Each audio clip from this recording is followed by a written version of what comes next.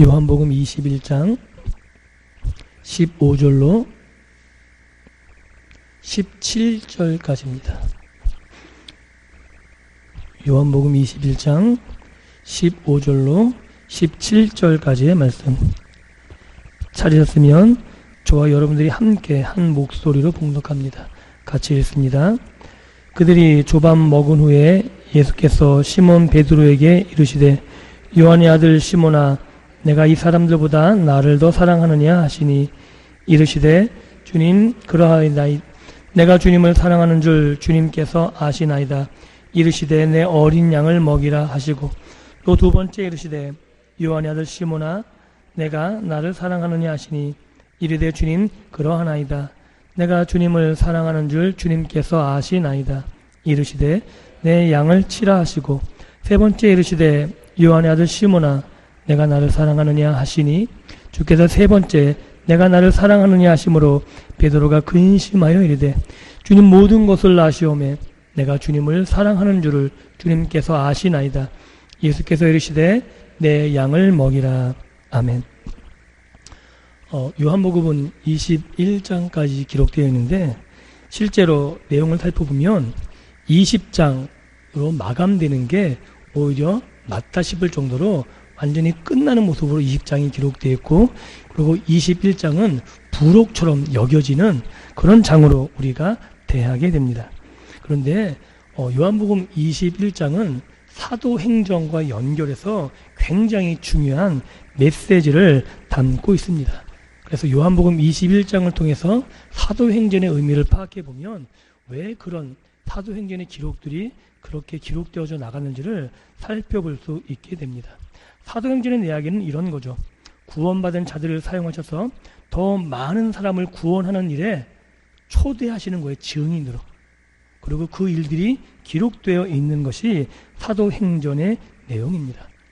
그에 앞서 요한복음 21장은 주님께서 사도행전에서 벌어지는 놀라운 일들의 그 의미를 알려주는 장으로 소개하고 있고 그 대표격으로 베드로를 사용하고 있음을 오늘 우리는 말씀을 통해서 살펴보게 될 것입니다. 그래서 요한복음 21장에 베드로를 통해서 우리가 확인할 수 있는 것은 주님께서 부르신 우리 베드로를 통해서 부르신 그 의미, 그것이 우리하고 동일하겠죠. 부르신 그 의미와 내용이 무엇인지, 또한 왜 부르셨는지, 어떤 자격이 있는지, 그리고 원리가 어떤 것인지, 어떤 의미를 포함하고 있는지, 이런 것들 한편 말씀을 통해서 살펴보기를 원합니다.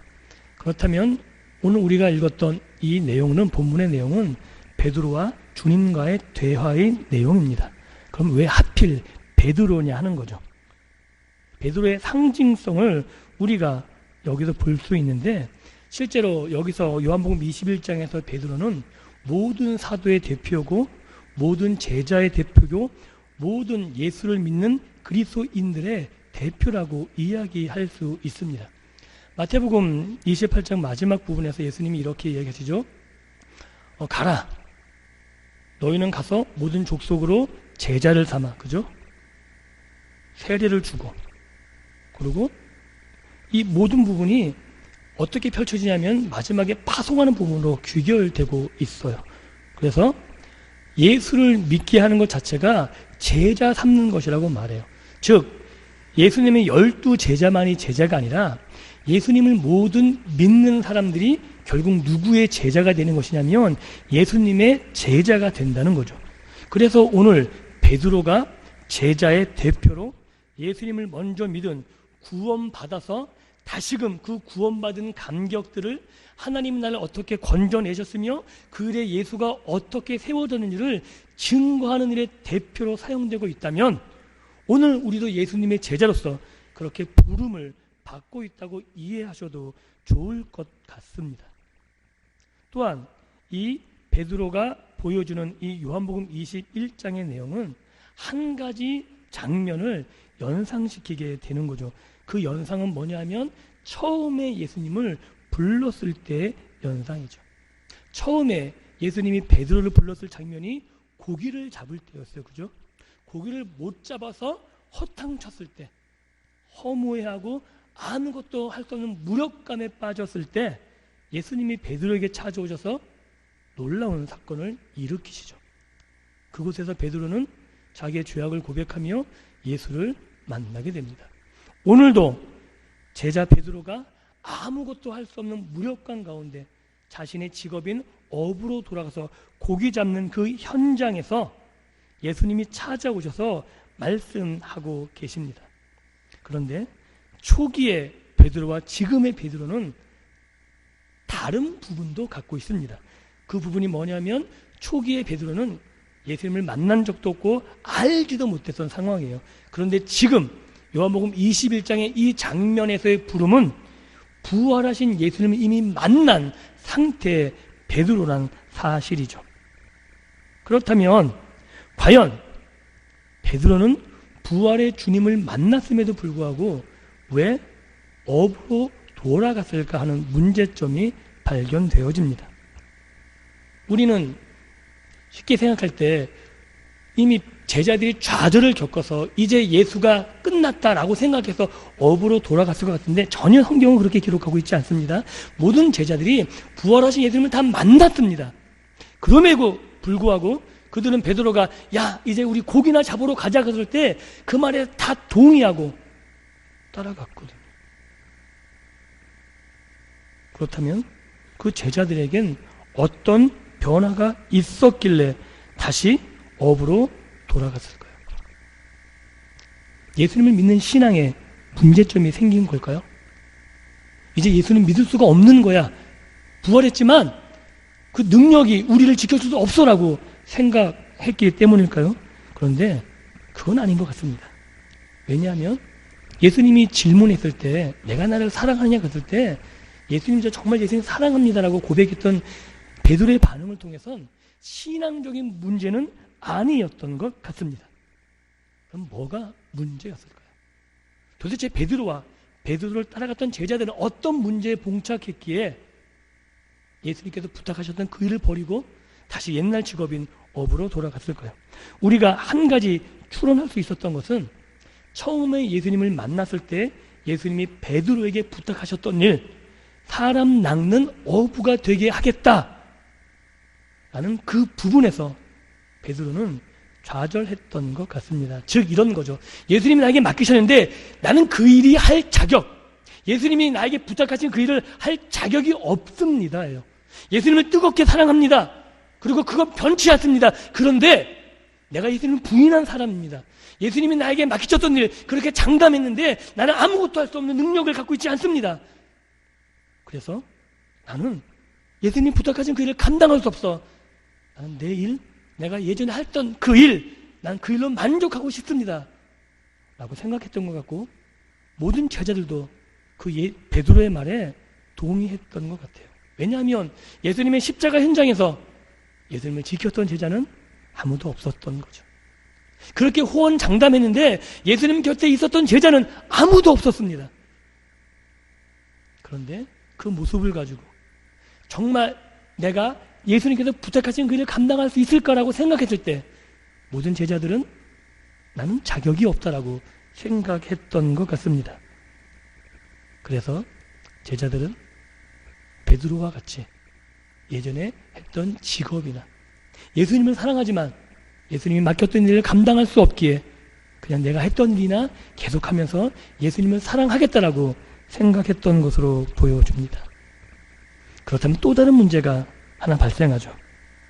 분명히 예수님의 계획은 베드로를 사람 낚는 어부가 되게 하시겠다는 거예요.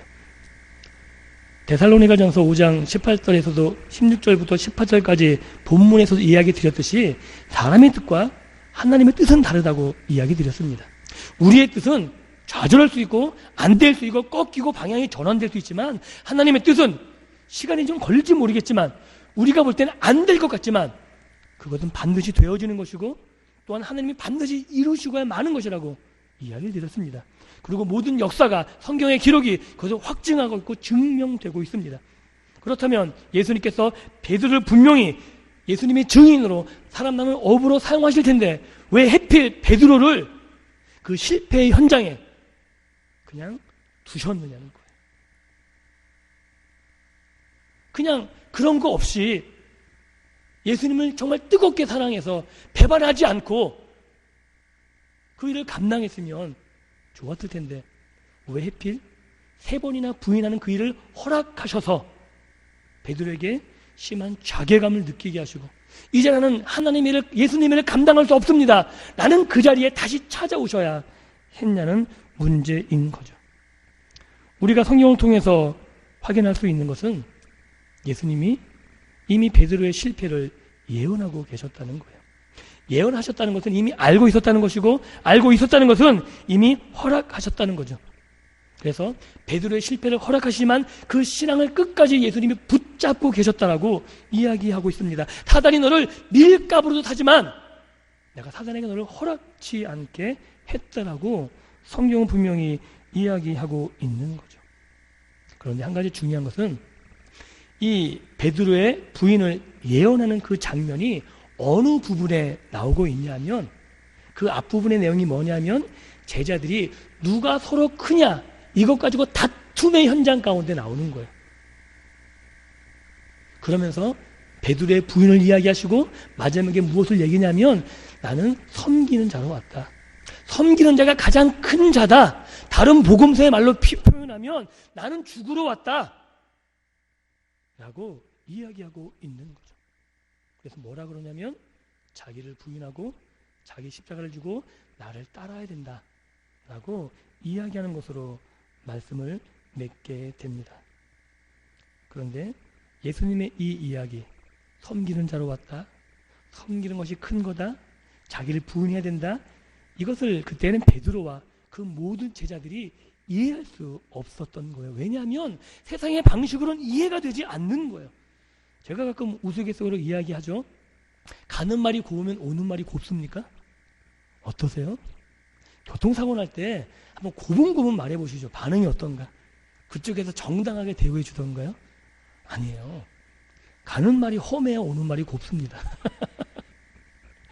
가는 말이 고우면 그쪽에서 나를 인격적으로 대우해 주지 않습니다. 많이 경험해 보셨잖아요. 힘이 없으면 그제서야 우리가 요구하는 게 법대로 하자예요. 우리가 힘 없으면 법 이상해서 마음대로 하는데, 우리가 힘이 없을 때 그제서야 하소연하는 게 뭐예요? 법대로 해야지 라는 거예요. 이게 세상 사는 사람들의 이치 아닌가요? 섬기는 것이 절대 크게 되지 않습니다. 내가 희생한다고 아무도 알아주지 않습니다. 우리 자녀만 해도 그래요. 부모님이 다 줬는데 안 알아줍니다. 오히려 많이 베풀수록 자녀가, 이런 말 해도 좀 죄송하지만 개망나니가 될 가망성이 훨씬 더 커요. 그래서 엄한 자녀, 엄하게 교육한 자녀가 효도한다는 말도 있어요. 그죠? 세상 방식으로 맞지 않는 거예요. 자기를 부인하고 자기 십자가를 지고, 이것이 세상 방식으로는 전혀 이런 예가 없기에 제자들은 그 말이 뭔지 도저히 이해할 수 없었던 거죠.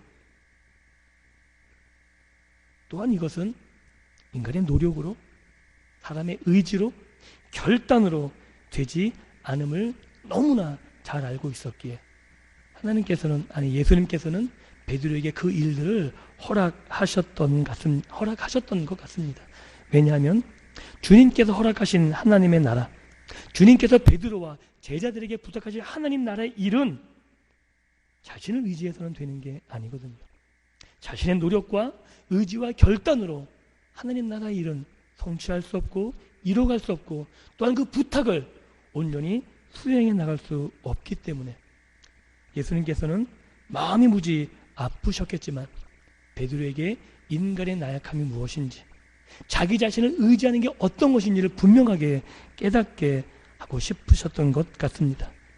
그리고 실패해서 자기의 무력감을 느끼고, 정말 예수님을 사랑하는데 그 말씀을 지킬 능력도 힘도 아무것도 없음을 너무나 무력하게 깨달아서 이제는 내 생업이나 내 삶이나 열심히 살아가야겠다라고 했던 그 자리에 예수님이 찾아오십니다. 어쩌면 이것이 베드로의 모습이고 제자들의 모습뿐만 아니라 오늘을 사는 우리들의 모습이기도 합니다. 예수님을 뜨겁게 사랑하지만 정말 예수님에서 뭘 하려고 그러면 되지 않는 모습들, 내 연약함, 나의 죄성 때문에 쉽게 무력하게 뒷걸음치는 우리의 모습을 발견하기 때문에 그렇습니다. 그런 자리에 이제는 내가 정말 예수님을 사랑하는데 하나님 나는 뭘 할 능력도 없고 하나님께 뭘 드릴 것도 없고 아무것도 없습니다 라고 이야기하는 그 자리에 베드로에게 찾아오신 것처럼 예수님께서 찾아오고 계시다는 사실을 오늘 말씀을 통해서 확인하는 시간이 되었으면 좋겠습니다. 3번 부인으로 철저하게 자기 자신에게 좌절한 그 베드로에게 찾아오신 주님. 중요한 것은 오늘 베드로와 예수님의 대화를 통해서 확인할 수 있듯이 베드로가 예수님에 대한 사랑은 쉽지 않았다는 거예요. 내 배반, 그 사건 때문에 감히 예수님께 말하기 부끄럽지만 그래도 예수님을 사랑하는 건 이거는 변하지 않았다는 거죠. 여러분 그렇지 않으신가요? 우리가 죄를 짓고 우리가 못난 것 정말 창피하지만 그래도 우리 마음속에 예수님을 사랑하는 것 그거 변치 않으시잖아요. 내가 못났고 내가 어리석고 내가 또 쓰러지고 넘어지지만 그래도 그 중심에 변하지 않는 것 하나는 뭐냐면 예수님 그래도 나 예수님 사랑해요 라는 거예요. 근데 그 자리에 예수님이 찾아오신다는 거죠. 그 실패의 자리에 그 무기력한 아무것도 할 수 없는 그 자리에 베드로에게 찾아오셨던 것처럼 예수님은 찾아오셔서 말씀하고 계십니다. 왜냐하면 예수님이 요구하시는 것은 베드로의 능력이 아닙니다. 베드로의 의지와 베드로의 결단이 아니고 단 한 가지였어요. 내가 나를 사랑하니. 예수님이 지금 여러분들에게 물으시는 건 여러분들이 가진 것들이 아닙니다. 여러분들이 능력이 많거나 여러분들이 힘이 있거나 그 어떤 세상적인 것을 요구하는 게 아니라 오늘 베드로에게 물으셨던 것처럼 단 한 가지만을 요구하시는 거예요. 야, 네가 나를 사랑하니? 사랑하는 성도 여러분, 우리는 이런 착각을 하고 있는 것 같습니다. 내가 뭘 가져야, 내가 어떤 능력이 있어야, 내가 뭘 할 수 있어야 하나님을 사랑할 수 있는 기반이 닦여지는 것처럼 그것을 가지고 뭘 해야만 하나님이 기뻐하시는 것처럼 생각하는 경우가 참 많은 것 같습니다. 그래서 장로가 되려면 돈이 있어야 되는 것 같고 교회 일이 하려면 뭔가 기반이 있어야 되는 것 같고 그런데 오늘 예수님이 베드로와 대화하는 장면을 통해서 한 가지 분명하게 우리에게 요구하시는 것은 너희들이 가지는 것을 원하는 게 아니라는 거예요. 한 가지 원하는 건 뭐냐면 네가 나를 사랑하고 있느냐라는 거죠. 어쩌면 예수님께서는 이제 자기 자신을 의지할 수 없었던 완벽하게 무너진 베드로의 그 모습을 원하셨던 것 같습니다. 이제 나는 믿을 수 없기에 베드로는 주님만을 바라볼 수 없었던 거예요. 처음에 물으셨을 때 이 모든 제자들은 다 예수님을 떠나도 나는 예수님 끝까지 가겠다고 그 당당함이 이제 베드로에게는 없습니다. 그렇기 때문에 주님만 바라보는 거예요. 주님 당신 아시지 않습니까? 내가 주님을 사랑한다고 당당하게 말하지 못하지만 정말 주님 사랑하는 거 주님 아시지 않습니까?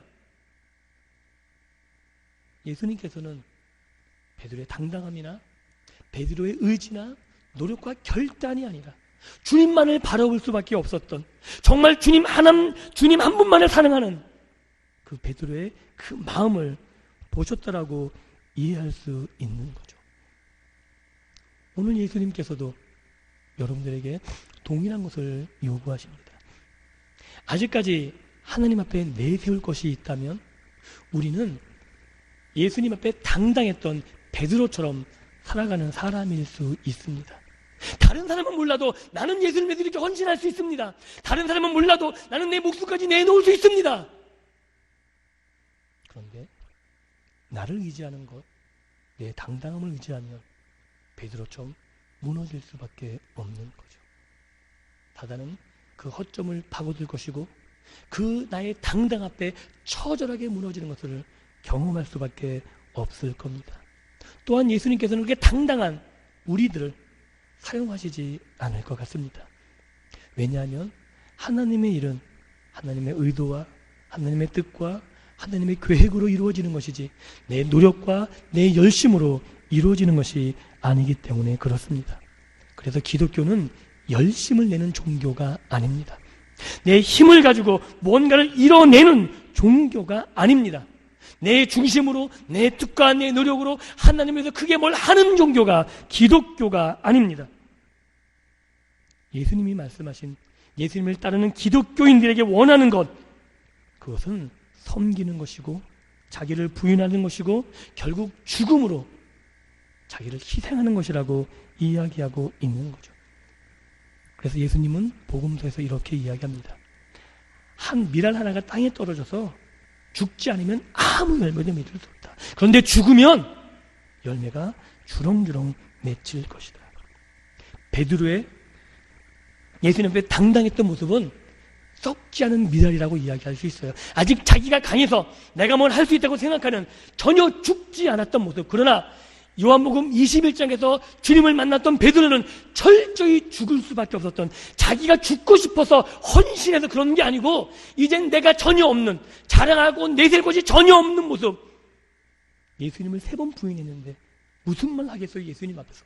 정말 예수님 앞에서 나는 아무것도 아닙니다, 아무것도 할 수 없습니다라고 고백할 수밖에 없었던 베드로, 자기를 부인할 수밖에 없었던 그 베드로, 예수님께서는 그 베드로를 사용하시는 것이죠. 그리고 베드로에게 그 마음을 가지고 내 양을 먹이고 치라고 이야기하시는 것과 같습니다. 사랑하는 성도 여러분, 예수님께서 베드로에게 찾아오신 것처럼 여러분에게 찾아오셔서 여러분들에게 주님의 일들을 맡겨주실 겁니다. 그런데 우리가 분명히 우리가 기억해야 되는 것은, 예수님이 우리에게 예수님의 일을 맡기실 때에는 우리의 능력을 가지고 우리가 가진 것을 가지고 하라는 것이 아닙니다. 아무것도 할 수 없는 그 자리에서 주님이 불러주실 겁니다. 하나님, 나는 아무것도 할 수 없습니다. 맞습니다. 할 수 없습니다. 그런데 예수님이 찾아오셔서 베드로에게 맡기셨던 것처럼 우리들에게 찾아오셔서 주님의 일들을 맡기실 겁니다.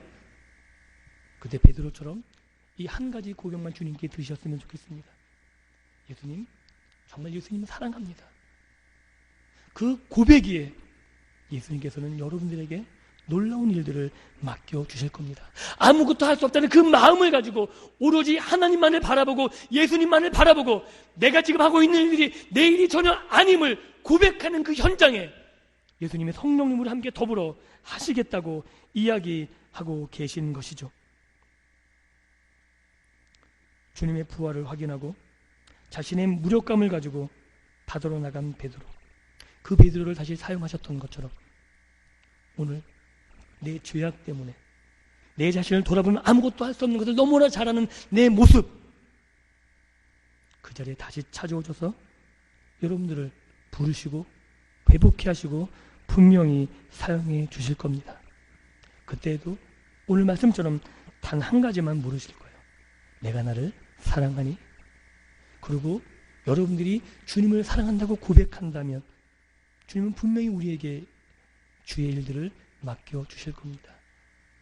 그리고 우리가 확인할 수 있는 것, 그것은 베드로에게 물으셨던 그 물음이 매 순간순간 우리의 삶에 그대로 적용된다는 거죠. 오늘 예수님이 이렇게 물으셨어요. 이 사람들보다 나를 더 사랑하니? 그런데 이건 베드로의 반문에 그대로 역전돼 물어보는 거예요.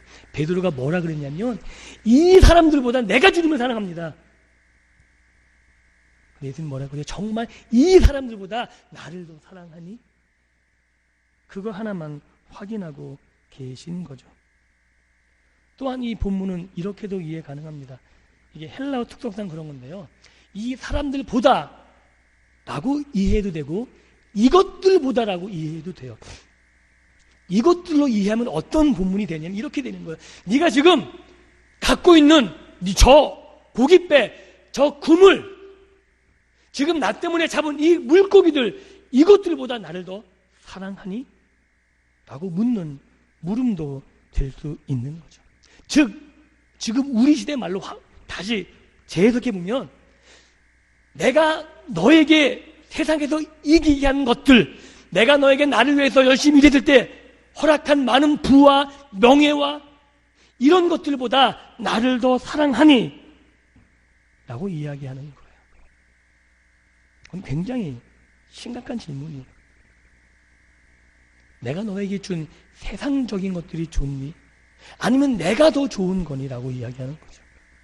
그때 베드로는 아주 간단하게 답합니다. 예수님, 이것들은 문제가 되지 않습니다.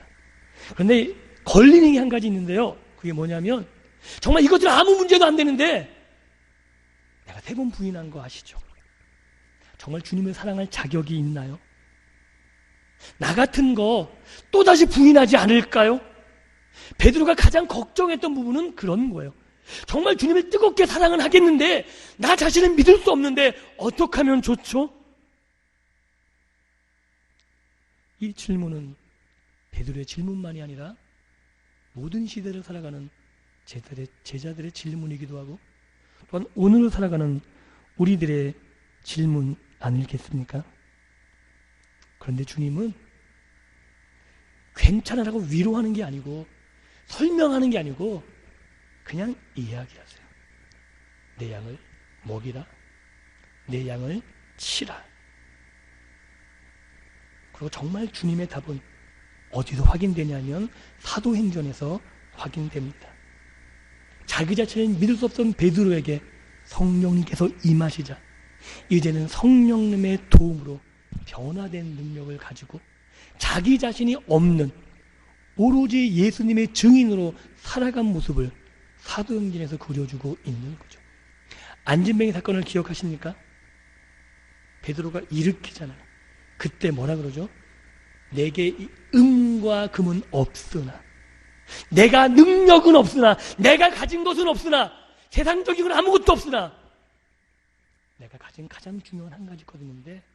그것이 예수 그리스도야.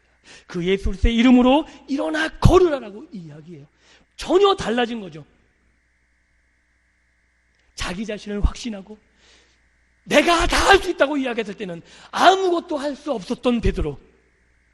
그러나 아무것도 할 수 없다고 정말 주님을 사랑할 자격도 없다고 내가 그 일을 주님께서 부탁하신 그 일을 어떻게 감당하겠냐고 이야기했을 때 예수님께서는 베드로에게 사명을 맡기시고 그 사명을 이뤄가도록 성령님을 부어주셨으며 그 일을 통해서 베드로가 바뀌어져서 이제 자기 자신이 아니라 성령님의 능력으로 자기 자신이 없는 자기를 부인하는 삶, 그러나 가장 능력 있는 전도자로 하나님의 사람으로 사도행전의 역사를 그려가고 있음을 우리는 성경을 통해서 확인할 수 있습니다. 사랑하는 성도 여러분, 베드로가 이렇게 얘기했습니다. 나사렛 예수의 이름으로. 그 이름을 오늘 우리도 갖고 있지 않습니까? 예수님이 베드로에게 성령을 부어주셨던 것처럼 우리의 신앙 고백 위에 주의 성령으로 가득 채워주지 않으셨습니까? 오늘 우리의 부족한 것은 다른 것이 아닙니다.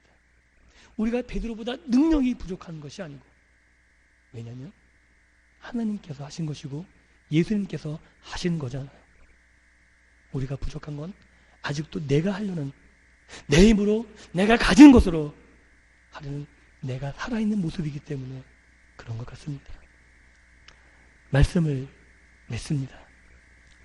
사도행전의 이야기는 예수님의 제자들의 능력 있는 삶을 그리는 것이 아니라 아무것도 할 수 없었던, 그리고 정말 아무것도 아닌 사람들이 어떻게 위대한 일을 감당했는가, 결국 하나님이 어떤 분이시고 하나님이 어떻게 그들을 사용해 가시는가를 증명해 나가는 사건의 현장을 기록하고 있는 겁니다. 그 하나님이 오늘도 살아계신 분이시고, 그 하나님이 오늘도 능력이 줄지 않으셨고, 그 하나님이 오늘도 여러분들을 부르시고 붙잡고 계시는 하나님이심을 믿습니다. 그 하나님이 오늘 여러분들을 찾아오셔서 동일한 고백 듣기를 원하시고 그 고백 위에 함께하기를 원하고 계십니다. 정말 주님을 사랑합니다 라고 고백하시고 아무것도 가진 게 없다고, 난 할 수 없다고 그러는 것이 아니라 주님께서 맡기셨다면 주님만을 바라보시면서 내가 가진 건 은과 금은 없지만, 내가 가진 세상 것은 아무것도 없지만 나에게는 예수 그리스도의 이름으로 놀라운 일들을 감당해내시는, 하나님이 부탁하신 그 일들을 이루어 가시는 놀라운 믿음의 삶을 살아가시기를 주님의 이름으로 축원합니다. 기도합니다.